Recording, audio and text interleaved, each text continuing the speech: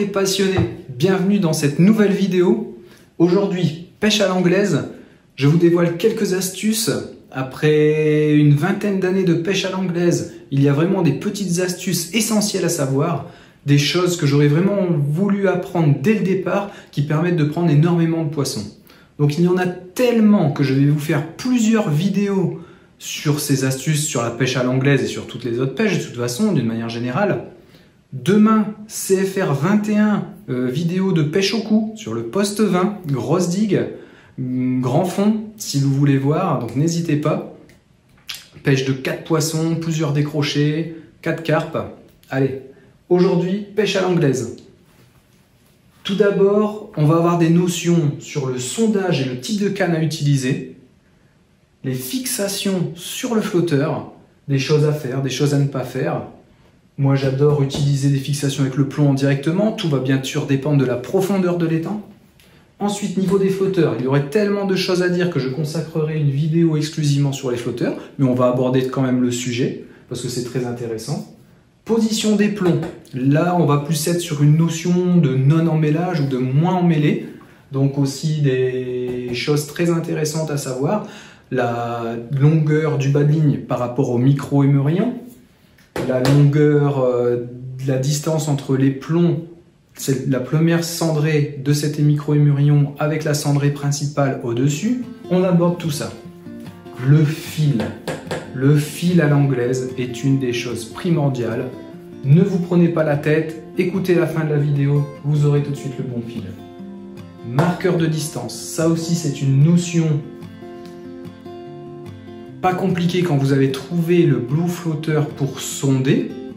Donc on peut utiliser en fait un marqueur de distance avec son sondeur pour faire l'amorçage. Et ensuite, les marqueurs de distance, on va avoir un petit marqueur à mettre sur son fil. Je vais vous montrer ce que j'utilise depuis 20 ans, ça fait 22 ans maintenant que j'ai mon marqueur, j'utilise toujours le même. Donc en fin de vidéo. Allez, c'est parti. On attaque avec sonder. Alors là, je vais vous faire une vidéo exclusive bientôt sur comment sonder à l'anglaise. On ira au bord de l'étang, sur un poste, parce qu'il y a plusieurs méthodes. Vous allez pouvoir utiliser le sondeur classique comme à la pêche au cou. Si vous pêchez de 1 à 2 mètres de profondeur, ça peut être intéressant. Vous le fixez sur votre hameçon. Mais attention avec cette notion de vase qui va changer avec la distance. À la pêche au cou, avec des flotteurs avec des sondes très légères, on va pouvoir, avec l'entraînement et avec l'expérience, comprendre cette notion de vase, parce qu'en fait, les 3/4 de l'année, plus on va pêcher proche du fond, mieux ça sera. Ensuite, on verra quand il fait très très chaud, c'est intéressant de pêcher à mi-eau, voire à tiers d'eau. Ça, c'est une histoire d'oxygène dans l'eau, les poissons sont beaucoup plus actifs au fond. Mais en ce qui concerne le sondage, à l'anglaise, c'est quelque chose d'assez délicat. Donc vous pouvez sonder également avec des tout petits plombs par rapport à cette notion de vase, jusqu'à des distances de 18 à 25-30 mètres, c'est très intéressant. 25 mètres, c'est déjà très loin pour pêcher à l'anglaise. Ne faites pas cette erreur que j'ai fait en commençant la pêche à l'anglaise, où j'allais beaucoup trop loin parce qu'on a envie. C'est une pêche super, on a notre flotteur, on va aller pêcher très loin avec du fil fin, sur une canne avec une action très intéressante, c'est génial. Et on a tendance à aller beaucoup trop loin au début. Ne faites pas cette erreur-là. Je l'ai fait toute la première saison de pêche alors que je savais, mais on galère à amorcer précisément, à prendre bien son fond et à être précis. Donc c'est dommage. Pêcher à 18-20 mètres, c'est déjà loin, on dirait pas. Et en fait, selon le vent, s'il y en a beaucoup ou pas, et ben ça permet en plus de fronder des asticots. J'ai pas mis ça, pêche à l'anglaise, les astuces, mais je vous le dis, je vais y revenir dans les autres vidéos. Et puis toutes ces actions de pêche, vous allez voir, le frondage et la répétition à chaque touche de mettre des appâts, soit une petite double d'amorce, différentes èches, et là on trotte des asticots. Vous frondez des asticots à chaque touche à l'anglaise. L'avantage de pêcher entre 18 et 25 mètres, c'est une longueur d'asticot. Avec votre fronde et selon le sens du vent, quand vous y allez à fond, vous êtes à 17-18 mètres si vraiment le vent est très embêtant et vous contrarie, et vous pouvez aller à 22-24 mètres selon les endroits. Donc ça, très intéressant. Donc pour sonder, il existe des flotteurs sondeurs. On va voir ça dans une vidéo. Elle s'appellera Comment sonder à l'anglaise. Au moins ce sera clair. Vous pouvez découvrir ça dans la playlist si elle est déjà créée. Playlist à l'anglaise sur carpehome.fr. Et ce sera beaucoup plus clair. Maintenant, on aborde les notions de canne. J'ai été vendeur dans plusieurs magasins et les gens se prenaient la tête, mais on peut le comprendre, surtout que moi c'était un gros magasin de pêche en Belgique. Pour vous donner une idée, une fois j'avais 120 cannes différentes, donc je ne vous parle pas de 120 cannes en rayon, 120 modèles différents, donc 120 références de cannes à l'anglaise différentes dans le rayon. De la folie. Donc en gros, on va avoir des actions différentes, actions de pointe, intermédiaires sur toute la canne. Mais ce qui est vraiment intéressant à comprendre, ça va être la notion de distance de canne. Donc là, on va parler avec des cannes de généralement 13 pieds en France, dans les étangs, ou même si vous pêchez ailleurs, c'est ce qu'il faut utiliser, hors grand lac. Donc en fait, ça va correspondre à 3,90 m. Je vais vous montrer 3 cannes tout de suite. Les cannes que j'ai utilisées énormément pour pêcher. Elles sont toutes les 3 en 13 pieds parce que je n'ai pas eu besoin, j'ai pêché essentiellement en étang. Je n'ai pas eu besoin d'aller chercher des lacs avec plus de profondeur. Et sinon, vous avez généralement pour l'anglaise, donc ce type de canne, par exemple, généralement en 3 brins. Donc vous voyez, ce sont des anneaux très très fins. Il y a 13, 16 anneaux, ça dépend les modèles. Mais généralement, on va dire canne en 3 éléments. 13 pieds, c'est 3,90 m. Ensuite, vous aurez des 4,20 m et des 4,50 m. Utilisez du 3,90 si vous êtes en pêche classique. Si vous découvrez les pêches, c'est largement suffisant. Après, allez chercher plus de longueur de canne, donc jusqu'au 4,50, ça va être dans les grands fonds, les lacs. Ça, c'est très intéressant. Mais voilà, retenez le plus important, 3,90 m. Donc des cannes de 13 pieds. Et vous allez aller chercher de l'action différente. Pour de la pêche classique, donc on va aller chercher des 5-8 grammes en action, on va dire allez 4-8, vous pouvez aller jusqu'à 10 grammes de puissance. Et sur les 2 autres cannes que je vais vous montrer, on va ou des fils de 8 à 14. N'utilisez pas du 8, du 10, surtout si vous débutez, c'est très compliqué. Mais vous allez utiliser du 12 à 16 centièmes en diamètre de fil. Et ensuite, deuxième type de canne. Donc là, on va chercher de la puissance. Ici, c'est les cannes que je vais beaucoup employer sur carpehome.fr parce qu'on est sur de la pêche de carpe essentiellement. Donc là, on va aller chercher des cannes en 14 à 20 centièmes de diamètre avec des grosses actions. On peut balancer du 15-20 grammes sans aucun problème. La canne est très puissante. Je vous montre ça. Par exemple, ici, cette petite canne de chez Drenan, que je vais pas mal pratiquer la pêche avec. Donc une Drenan 117, vous voyez qu'elle est en 13 pieds Power Carp Float. Donc ça, c'est des cannes puissantes, mais avec des actions plutôt souples. Comparé à cette autre canne, donc toujours en 13 pieds, une Shimano Beastmaster, qui elle va avoir la même longueur, donc 3,90 m, canne super puissante, et là on est vraiment dans 2 modèles à la carpe. Donc canne beaucoup plus puissante en action que la Drenan. Et tous les deux sont des cannes gros poissons. N'hésitez pas à investir dans ce genre de canne, c'est vraiment génial. Et si vous débutez la pêche, bien sûr, moi j'ai commencé la pêche avec ce genre de canne, depuis Decathlon, en 3,90 € également. Donc vous voyez, la Match Pro, elle a fait énormément de pêche, énormément de poissons. Elle a sorti également énormément de cannes, parce qu'en fait, ce n'est pas tant la notion de puissance de canne qui est importante, mais ça va être votre stratégie que vous allez établir entre le diamètre du fil et votre bas de ligne, et puis la gestion de votre frein. Vous pouvez sortir de très gros poissons. Vous avez vu cette Drenan, elle a déjà fait une carpe de 6,2 kg, une belle commune en étang, avec un 16 centièmes en corde de ligne et un 12 centièmes en bas de ligne. Et oui, c'est la gestion du frein et du moulinet, tout se fait là-dedans. Donc n'ayez pas peur de ça. Allez, il ne faut pas que ce soit trop long. On a abordé la notion de sondage, de canne.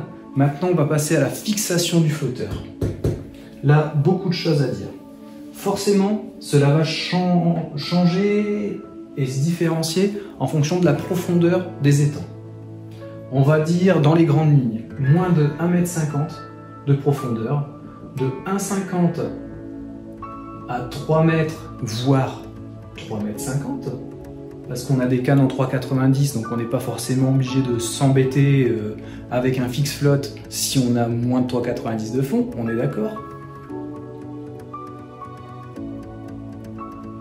Et puis, on a plus de 4 mètres de profondeur. Là, ça change en fonction de la fixation. Alors, fixation classique que les clients en magasin et quand on échangeait ensemble abordaient le plus souvent, surtout pour les débutants, la tulipe. La tulipe là, avec la tutute, avec la gaine qu'on remet par-dessus. Donc votre fil passe dans la tutute. Il y a ce fixe en acier où on va tourner au sourd, on remet et on insère le 2. Si vous savez ce que je veux dire, arrêtez de pêcher avec ça. Ça flingue le fil, c'est très chiant de changer le fond quand on est en action de pêche et ça abîme vraiment énormément le fil.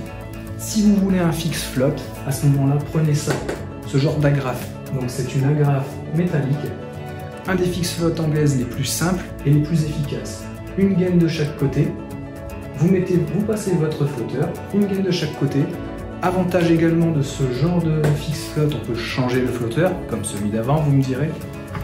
Et voilà, très intéressant.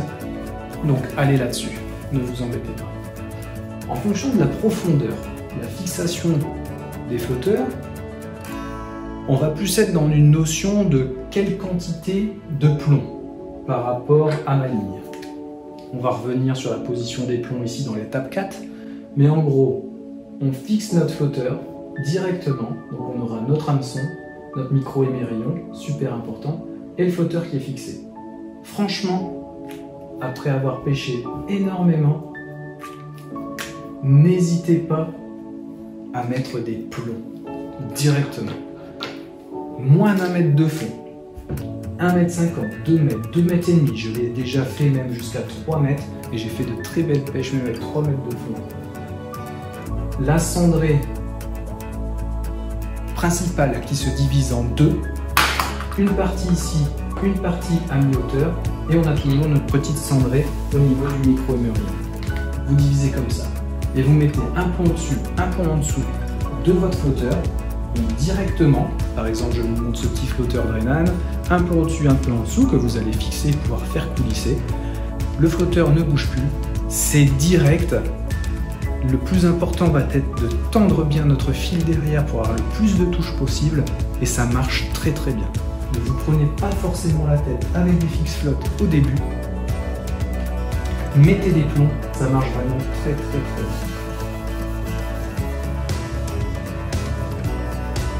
Allez, maintenant on aborde la notion de flotteur. Alors, il existe énormément de flotteurs à l'anglaise. Je vous ferai également une vidéo consacrée au flotteur, parce que bon, voilà, je peux vous montrer rapidement. Donc, un échantillon de flotteurs, deux gros flotteurs, une autre série, donc les petits tout en bas, des intermédiaires, encore un gros en haut. Donc flotteur à l'anglaise. J'ai beaucoup de choses à dire là-dessus. Il existe également des flotteurs beaucoup plus longs, vous voyez, ce type de flotteur. Et donc tout ça, ça va avoir des actions différentes. Mais si on résume de manière très simple, par exemple, des flotteurs légers, ça suffit largement pour vous faire de très belles pêches. Ça pêche très bien à 15-20 mètres, c'est tout simple. Vous mettez les deux plombs et ça va carburer. Ensuite, s'il y a un peu de vent qui monte, là il y a un intérêt à mettre des embases en poire pour mieux stabiliser. Mais on va revoir également plus tard dans cette notion de flotteur et puis d'association de plomb, comment la cendrée et la position de la cendrée va avoir aussi un impact à la fois sur notre équilibre de notre ligne et donc sur notre résultat par rapport au ferrage pour ne pas décrocher de poisson. D'autres exemples, autoplombé, en partie pour certains flotteurs, et on va passer sur les gros flotteurs. Donc ça, c'était des flotteurs légers pour débuter, on va dire 1,50 m à 2 m de fond, et pas de vent, en étant classique. Après, on a d'autres notions de flotteurs. Donc un long flotteur de ce type-là, vous avez vu, comme dans la boîte, puis des plus gros comme ça. Là, très intéressant ce genre de flotteur, et on va aborder une notion de pêche à longue distance, de lignes bien stabilisées, et également de variation de plombage à la base des flotteurs. Je vous montre avec celui-là. Par exemple, ce beau flotteur en 10 grammes, vous pouvez varier la plombée. Donc il se dévisse, il y a des rondelles, et ça c'est intéressant à prendre et à avoir dans sa caisse de pêche. Parce que ces rondelles vont permettre de mettre plus ou moins de poids directement sur le flotteur. Donc c'est-à-dire que pour notre équilibre de la ligne, si on en met peu, eh ben on va jouer sur une plombée derrière. Et si vous avez très peu de fond, vous êtes quand même proche mais sans beaucoup de plomb. Donc vous conservez cette plombée. Astuce vraiment à savoir, quand vous dévissez des séries de plombage pour l'autoplombage du flotteur, et bien souvent, quand vous pêchez, vous pouvez perdre votre flotteur parce que ça se dévisse à ce niveau-là, à force de lancer, ramener, lancer, ramener. Astuce fondamentale, vous passez dans un magasin de bricolage, vous achetez des petites joints toriques, vous le mettez entre votre embase du flotteur, votre corps du flotteur, vous serrez votre joint torique, vous pouvez pêcher des jours, des heures déjà, c'est très bien. En lançant ramener, lancer ramener, lancer ramener, votre flotteur ne va plus bouger. Le joint torique, à ne pas oublier. Allez, maintenant, on aborde la notion de position des plombs. Là, la position des plombs sur la ligne, à l'anglaise, est très importante. Déjà, de une, pour ne pas emmêler sa ligne. On voit aussi, en fait, avec un bon lancer que ça joue, mais surtout, en gros, pour résumer, vous avez votre hameçon, super hameçon, le bas de ligne. Donc là, on est sur le vrai. On voit après le micro-émerillon, hyper important le micro-émerillon. Et notre corps de ligne. Hop. Avec nos plombs, on va revenir. Donc, micro-émerillon. Bas de ligne pour l'anglaise, généralement on va mettre 5 à 10% de la plombée de la ligne. Donc si vous pêchez avec un 2 grammes, vous allez mettre 0,10 à 0,15 grammes au niveau des micro-émerillons, juste au-dessus, donc ici, 5 à 10% de la plombée totale de la ligne. Et on va être à peu près à une distance de 30 à 40. N'hésitez pas à mettre 40, 50, c'est très très bien. Pas plus de 50, c'est pas forcément utile à l'anglaise. 40, 45, c'est très très bien. N'oubliez pas, votre micro-émerillon, on l'aborde dans la notion juste après, notion 5. 5 à 10% des plombs. Là, on est parti pour une règle très importante. Et là, cette astuce, mettez-la en pratique si vous ne l'utilisez pas encore. 60 à 70 cm. Et à 7 60-70 cm, on va revenir. Donc là, on a une plombée, 5 à 10%. Et là, on va avoir une nouvelle plombée.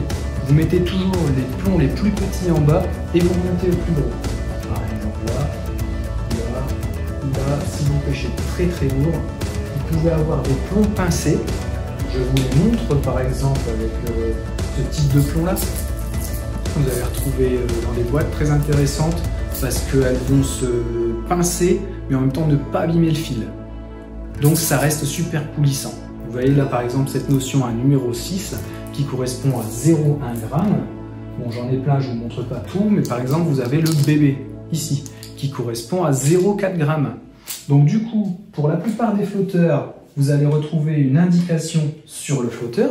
Je prends par exemple celui-ci, donc qui correspond à 3 bébés. Vous savez que vous mettez 3 bébés, donc 1,2 g, et votre flotteur est plombé ici. Ça, c'est nickel. Par exemple, vous avez d'autres flotteurs X grammes plus 3 bébés. Vous savez que vous mettez le flotteur est pré-plombé à X grammes et vous allez rajouter 3 bébés par exemple. Voilà. Allez, du coup, on revient sur notre position des plombs. Je vous ai dit à 60-70 cm de l'émerillon, eh bien vous allez placer 60 à 70%, quand même 80% de votre plombé. Donc, on va respecter le method code. Ici, vous avez 80%, 70 à 80% de la plombée totale de votre ligne. Ça marche super bien. Vous pouvez également, en guise de plomb, si vous pêchez avec des flotteurs assez lourds, utiliser des billes percées. Vous allez mettre un petit plomb au-dessus et en dessous pour fixer cette bille, éviter qu'elle coulisse. Et ensuite, on va finir avec notre ligne et notre flotteur. Fixé, moi j'adore, avec quelques plombs qui correspondent donc à 10% de la plombée également à peu près. Et après, à vous d'aller au bord de l'eau, à vous de vous entraîner. C'est ce qu'il y a de plus important en fait en pêche d'une manière générale, mais encore plus à l'anglaise. Respectez cette notion de courte distance au début pour prendre votre coup. Lancez, il ne faut pas avoir peur de lancer. On en parle bientôt, mais il faut y aller, il ne faut pas réfléchir. La ligne sort, elle balance et c'est clair et net. On lance 5 à 10 mètres au-dessus, on ramène rapidement pour bien couler notre fil. On aborde cette notion-là, c'est ce qui est le plus important. Allez, position des plombs, donc cette distance-là de 60 à 70 cm près de l'émerillon. Mettez ça en pratique, c'est super important. La notion du bas de ligne, le micro-émerillon, on attaque. 5e partie, astuce évidemment, ne pêchez jamais, jamais, jamais à l'anglaise sans micro-émerillon. Là, le micro-émerillon, énorme avantage, même monstrueux, c'est qu'il va éviter que le fil ne se torde et surtout que votre bas de ligne se torde en permanence. On pêche à longue distance, on ramène au moulinet, donc on a notre mignon du bas de ligne qui va en permanence s'emmêler, vriller. Votre micro-émerillon permet de ne pas vous emmêler au niveau du bas de ligne. Donc primordial, vous allez au magasin, je vous en ai préparé un mais je ne sais pas où je l'ai posé, mais bon, vous allez au magasin, vous demandez micro-émerillon pour pêche à l'anglaise et vous avez votre tout petit émerillon. Primordial, ne l'oubliez pas, vous le mettez à 30-40 cm de votre hameçon comme je vous ai dit, vous changez comme ça facilement de bas de ligne, sur des pêches au blanc vous faites une boucle dans boucle, hein, ne vous embêtez pas, on verra ça dans la notion de pêche boucle dans boucle. La vidéo n'est pas encore tournée mais allez voir, peut-être que dans la playlist nœud de pêche maintenant elle est faite. Et voilà, on a fini avec le micro-émerillon, une astuce primordiale pour l'anglaise. Beaucoup de gens se font avoir au début parce qu'ils sont sur la même logique que la pêche au cou, avec un nœud dans nœud, et donc un raccord boucle dans boucle, à la fois pour le corps de leur ligne à l'anglaise et pour leur bas de ligne. Et c'est dommage parce que ça vrille très rapidement, et voilà, à savoir. Maintenant, le fil. C'est parti pour le fil. Là, on va pas tergiverser. Si vous voulez un bon fil, vous prenez du Maxima. Il n'y a même pas à chercher à comprendre. Il existe bien sûr maintenant d'autres très bons fils, mais le Maxima est une valeur plus que sûre. Vous avez un fil qui va auto-couler et c'est la notion la plus importante à l'anglaise. Vraiment, on se le fait rapidement. On a notre fond. J'aurais dû faire de la base, c'est pas grave. Notre pelouse avec notre berge. Et notre niveau d'eau du plan d'eau. Ok. Donc, on a le pêcheur, vous, moi, super. Notre canne, qui va toujours être sillon dans l'eau quand c'est lancé. Donc, on envoie notre ligne. Notre coup est ici. Hop, on a notre bas de ligne et notre flotteur. Ok. Jusque là, on est bon. flotteur est pas très beau. On va quand même lui faire une montée de gauche. Bien sûr, il est en équilibre ici. Là, c'est pour le schéma. Et vous avez une des notions les plus importantes à l'anglaise, votre fil le plus droit possible sur votre canne. C'est entre autres pour ça qu'on va couler. Donc quand vous lancez 5-10 mètres au-dessus. Vous ramenez très rapidement jusqu'à votre zone, là où vous avez fait un marqueur.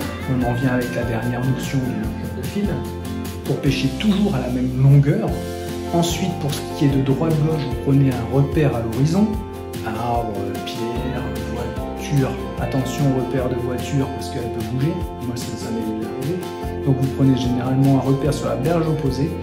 Repérez ça en arrivant et en mettant votre pièce, c'est très intéressant.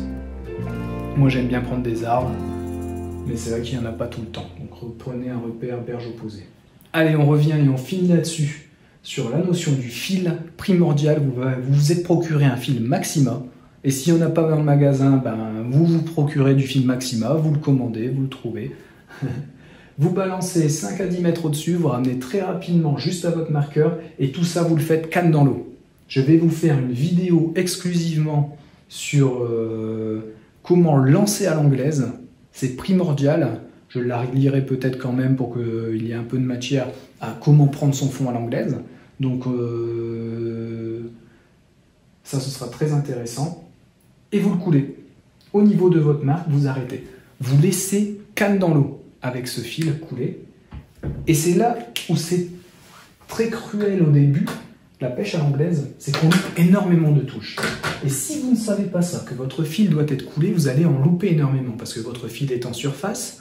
Quand vous ferrez, vous n'êtes pas en direct et on loupe beaucoup de poissons. Énormément de gens se dégoûtent de la pêche à l'anglaise à cause de ça.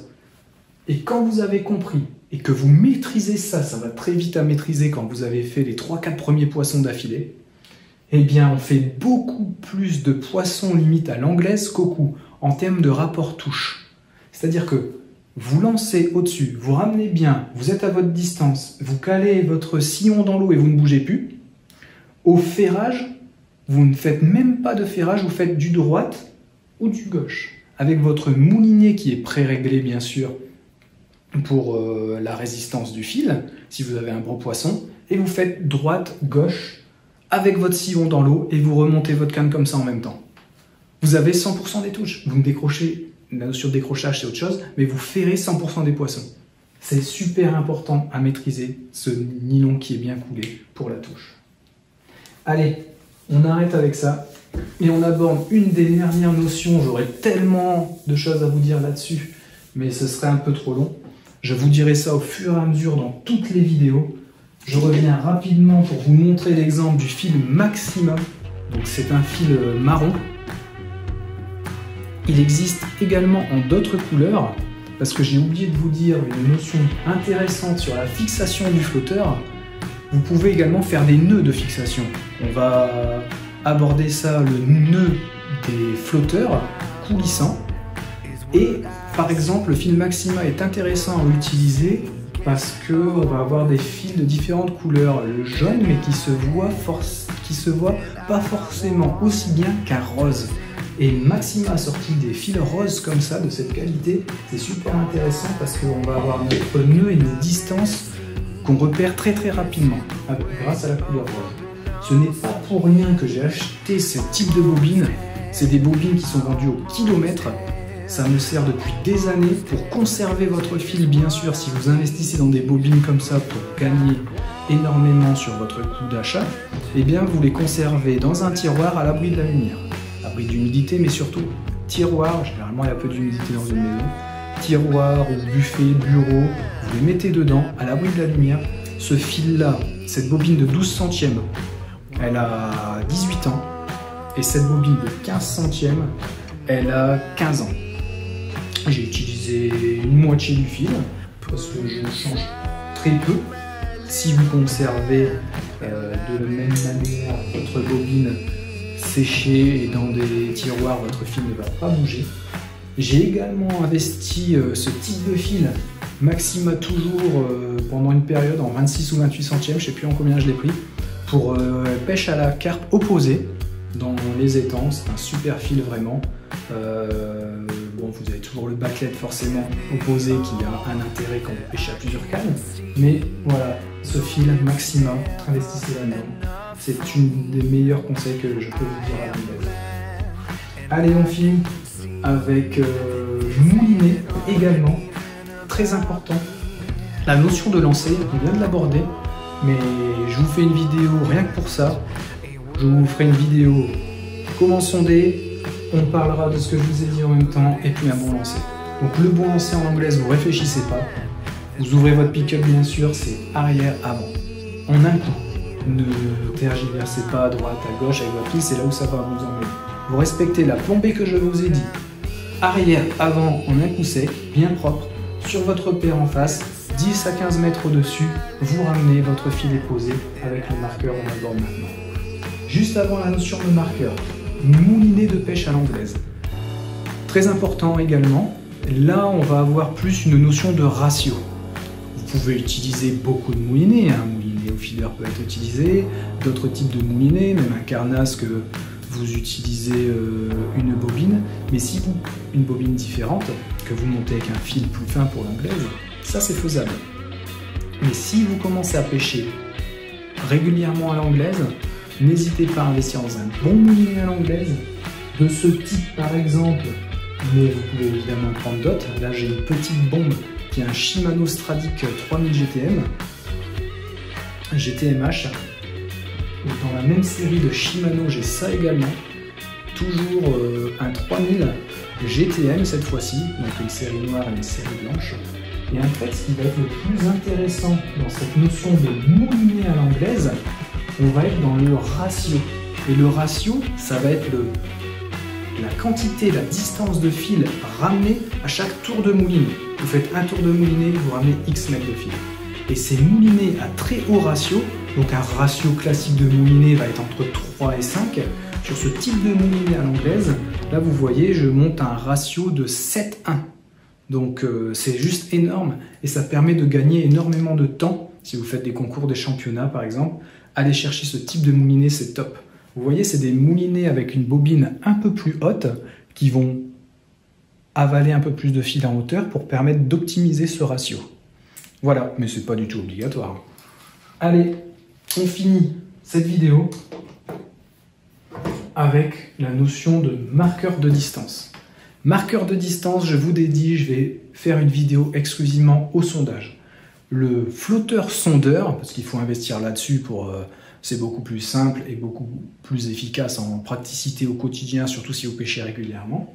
Et bien ce marqueur flotteur, il va vous servir également à amorcer en quantité au départ, parce que si vous êtes bien réglé avec votre ligne ou vos lignes à l'anglaise pour pêcher, ben vous lancez, il y a un peu de vent, un peu de courant, le temps que vous amorcez, votre flotteur se décale. Vous utilisez le marqueur sondeur qui est sur votre poste pour amorcer en grosse quantité au départ. Le premier amorçage de début de pêche, ça marche super bien. Allez, ce marqueur, on reviendra sur une vidéo exclusive comment prendre le fond à l'anglaise. Et par contre, il y a une deuxième notion de marqueur, le marqueur de distance, où là, il faut que vous fassiez une marque sur votre fil. C'est beaucoup plus simple. Cette marque, je vous l'ai dit, peut être utilisée avec du fil fixé. Si vous faites vraiment bien votre nœud, il ne coulissera pas, donc ça peut être intéressant. Et sinon, vous investissez dans ce type de matériel. Bon, ça a 22 ans, comme le moulinet que je vous ai dit. Il arrive en fin de vie, il a énormément servi, mais il y en a encore un petit peu. Je pense qu'il peut refaire au moins 10 ans sans problème. On verra ça. Et ça vous fait une petite marque au niveau de votre fil. En fait, vous passez votre fil, vous passez le marqueur sur le fil au niveau de votre marque, et ça tient plutôt très très bien. Vous la refaites régulièrement, mais tous les 3/4 d'heure, 1 heure, pas besoin de plus. Donc sur une pêche de 3-4 heures, vous allez refaire 2 ou 3 fois votre marque. Et ça fait une petite empreinte sur votre fil. Comme ça, on n'a pas à réfléchir à la distance. À chaque fois, vous allez pêcher à la même distance. Sans, par exemple, avoir l'inconvénient d'une pêche au feeder, par exemple, où vous allez clipser pour tomber toujours pile poil pareil. Où là, on a des problèmes si on a un très gros poisson Bon, enfin, on va pas rentrer dans le détail là-dessus, c'est pas le but, nous sommes dans la pêche à l'anglaise. Donc voilà, ce type de marqueur, procurez-vous-en, c'est ultra pratique. Allez, je vous laisse. J'espère que ces premières astuces et ces notions d'astuces auront été utiles à pas mal d'entre vous. Bien sûr, si vous êtes pêcheur expérimenté, vous n'aviez pas forcément besoin de tous ces conseils, mais c'est toujours très intéressant de partir sur une bonne base de conseils, parce que ça nous fait gagner énormément de temps. Il y a aussi la notion d'amorce à travailler, mais voilà, vous savez qu'à l'anglaise, tous les points que j'ai abordés, c'est vraiment intéressant si vous les mettez en pratique. Ensuite, notion d'amorçage, une amorce explosive à l'anglaise, c'est quand même assez intéressant, parce que là, les poissons sont beaucoup moins méfiants à grande distance, et vous pouvez en enchaîner énormément. N'hésitez pas à pêcher à tiers d'eau à l'anglaise. Les poissons sont très très bien, ça mord super bien. Et puis voilà, on va aborder d'autres notions bien sûr avec des vidéos beaucoup plus précises. Je vous laisse. Merci de continuer de partager toutes les vidéos et tout ce travail que je vous partage depuis carpodrome.fr. Carpodrome.fr, c'est partageons la passion de la pêche. Vous le voyez, une grande passion où j'ai pêché énormément dans plein de types de pêche et je vous partage tout ça dans des playlists différentes. Merci de continuer de partager, de vous abonner. C'est le plus beau des cadeaux que vous pouvez nous faire pour nous faire connaître et c'est juste génial. Je vous dis un grand merci. À la prochaine vidéo. Bien sûr, faites de vos rêves votre vie. Salut!